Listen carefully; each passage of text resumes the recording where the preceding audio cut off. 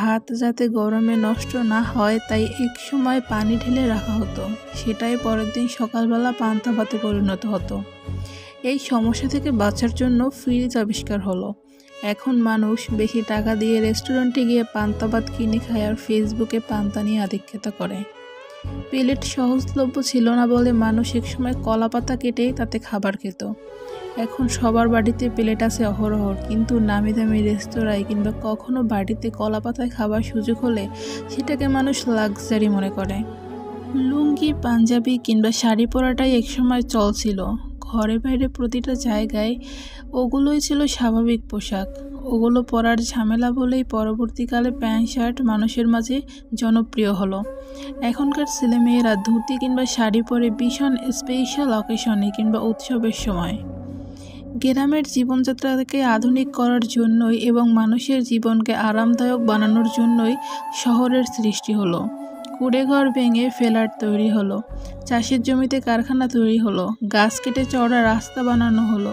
কিন্তু এখন যে কোনো শহরবাসীকে জিজ্ঞেস করুন তার শহর পছন্দ নাকি গ্রাম, বেশিরভাগই উত্তর দেবে গ্রাম।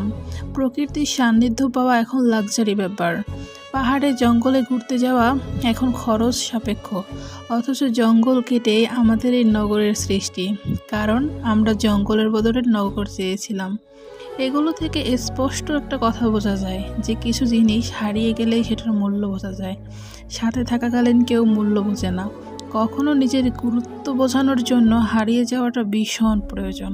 আচ্ছা, যারা আপনারা এতক্ষণ ধৈর্য ধরে আমার এই ভিডিওটা দেখেছেন, আচ্ছা বলেন তো, এখানে বলা একটি কথাও কি মিথ্যা?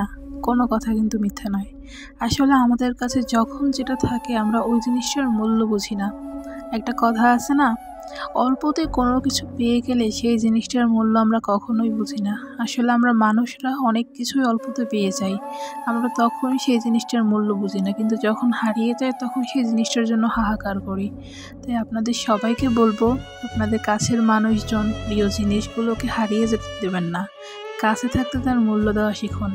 ভালো থাকবেন সবাই, টাটা, টেকে হ্যাভ ফান, খুদা হাফেজ। আর ভিডিওটা ভালো লাগলে শেয়ার করবেন, সাবস্ক্রাইব করতে পারেন আমার চ্যানেলটা, আপনার ইচ্ছা।